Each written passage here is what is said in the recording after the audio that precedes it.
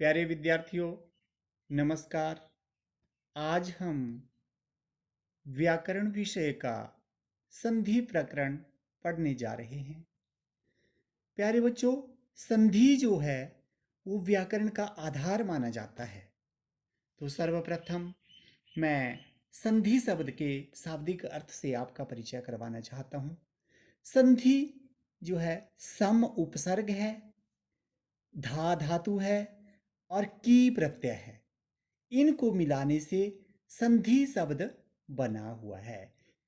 तो ये संधि शब्द है, ये पुल्लिंग शब्द है। तो संधि की परिभाषा इस प्रकार से है कि दो वर्णों के मेल को संधि कहते हैं।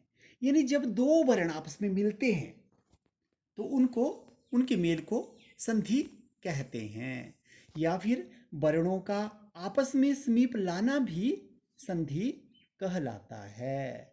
इस संधि को संहिता भी कहते हैं। तो प्यारे बच्चों, आपने सिर्फ इतना याद रखना है कि दो वर्णों के मेल को, दो वर्ण जब आपस में मिलते हैं तो उसे संधि कहते हैं। तो संस्कृत में संधि के 3 प्रकार हैं।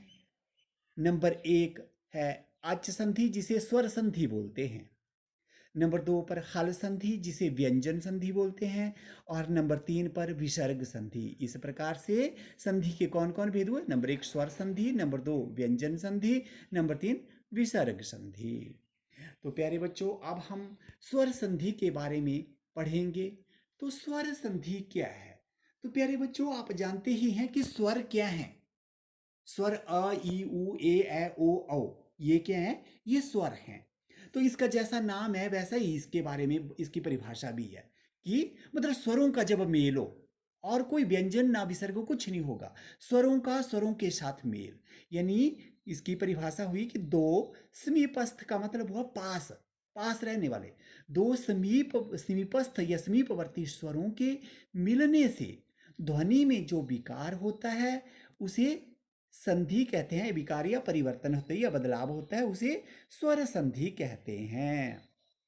क्या हुई स्वर संधि?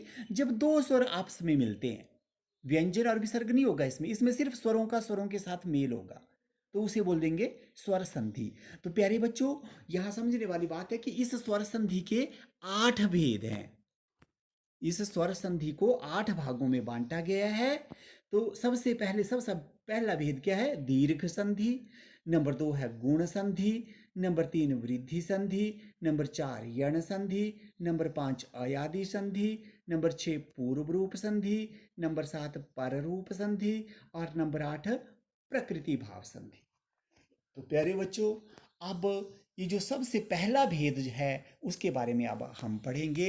इन 8 भेदों में स्वर संधि के जो 8 भेद हैं, इनमें जो पहला भेद है दीर्घ संधि, इसके बारे में मैं आपको समझाने जा रहा हूं। आप ध्यान से सुनेंगे। तो देखिए, दीर्घ संधि यानी यदि ह्रस्व या दीर्घ अ, ई, उ, री से परे, मतलब चाहे छोटा अ, जिसे ह्रस्व बोलते हैं छोटा और दीर्घ बोलते हैं बड़ा, यानी अ, ई, उ, री से परे अ, ई, उ, री हो तो दोनों के स्थान पर दीर्घ वर्ण हो जाता है। जैसे या अजमा अ भी आ होगा और आजमा अ भी आ होगा, वो और आजमा आ भी आ होगा। यानी स्वर के साथ मेल, तो उसे दीर्घ संधि बोलते हैं। इसका नियम क्या है? देखिए, पहला नियम देखिए, यदि अ या आ से परे, देखिए पहले शब्द में अ है और दूसरे शब्द में अ है, तो उनको आ हो जाएगा। यदि अ या आ से परे अ या आ हो तो दोनों को आ हो जाता है। अब देखिए यानी में देखिए, यानी अ जमा अ बराबर है आ, और आ जमा अ भी आ ही होगा और आ जमा आ भी आ ही होगा। ये स्वर हैं। ये स्वर संधि दीर्घ संधि स्वर संधि का ही भेद है, दीर्घ संधि। तो इसके उदाहरण देखिए दीर्घ संधि के, जैसे हिम जमा आलय। पहला उदाहरण है हिम जमा आलय। अब देखिए हिम में म में जो अ है वो और अगला आ, और आ मिलकर बड़ा आ बन गया और क्या बन गया, हिमालय। आगे देव जमा आलय, देव का अ, व का अ और अगला आ बन गया देवालय। शिव का अ और आ, शिवालय बन गया। विद्या का आ और अ आ गया यहाँ पर, विद्यार्थी। कुसुम का म का अ और अगला आ, कुसुमाकर। इसी प्रकार पुस्तक जमा आलय, पुस्तकालय हो गया। विद्या जमा आलय, विद्यालय हो गया। महा जमा आशय, महाशय हो गया। ये हित जमा अर्थाय, हितार्थाय हो गया। तथा जमा अपि, तथापि हो गया। दया जमा आनंद, आ और आ, दयानंद। प्रधान जमा आचार्य में अ जमा आ, आचार्य प्रधानाचार्य। इसमें बच्चों दूसरा नियम देखिए आप, यदि ई या ई से परे, ई या ई हो तो दोनों को ई हो जाता है। इसमें भी दीर्घ, अब है नाम इसका दीर्घ संधि है तो दीर्घ ही होगा इसमें, लास्ट में बड़ा बड़ा अक्षर हो जाएगा। चाहे ई है, चाहे आ है, चाहे ऊ है, बड़ा वाला हो जाएगा।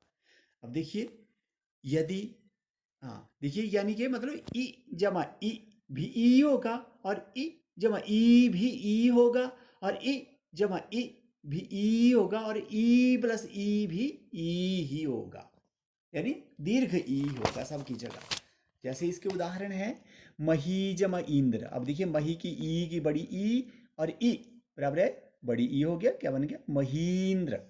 कवि जमा इंद्र, कवींद्र। गिरि जमा ईश, गिरीश। परि जमा ईक्षा, परीक्षा। कवि जमा ईश, कवीश।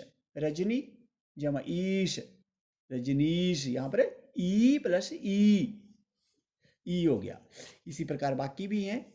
आगे देखिए नियम नंबर 2, नियम नंबर 3, यदि उ या ऊ से परे, उ या ऊ हो तो दोनों को ऊ हो जाता है, यानी दीर्घ ऊ हो जाता है। यानी कि उ जमा उ भी ऊ होगा, ऊ जमा उ भी ऊ होगा, और ऊ प्लस ऊ भी ऊ होगा, यानी दीर्घ होगा। इसका नाम ही दीर्घ संधि है तो इसमें दीर्घ वाला वर्ण होगा। जैसे सु जमा उक्तम, यहाँ पर सु ऊ भी छोटा है, दूसरा भी, इसका क्या हो जाएगा जब दीर्घ करेंगे, सूक्तम, ऊ और ऊ मिलकर आपस में बड़ा ऊ बन जाएगा। वधू जमा उत्सव, यहाँ पर ध में जो ऊ है और अगला ऊ, ये भी बड़ा हो जाएगा। भानु जमा उदय, भानुदय, दीर्घ हो जाएगा। सिंधु जमा उदय, सिंधूर्मी, सिंधु जमा उर्मी, सिंधूर्मी। भू जमा उधर्वम, भूधर्वम। इस प्रकार हमारा अगला नियम जो है, फोर्थ नियम, चौथा नियम है, यदि री से परे री हो तो दोनों को री हो जाता है। री प्लस री बराबर है री। उदाहरण के लिए जैसे पितृ जमा ऋणम, पितृ में त में जो री है और अगली री मिलकर दीर्घ री बन गया तो क्या बन गया, पितृणम। मातृ जमा ऋणम, मातृणम। तो इस प्रकार प्यारे बच्चों, ये हमारी हो गई संधि प्रकरण का जो स्वर संधि के जो 8 भेद हैं, उनमें से पहला भेद जो है दीर्घ संधि आज हो गया। अगला हम बाद में अगले कल करेंगे।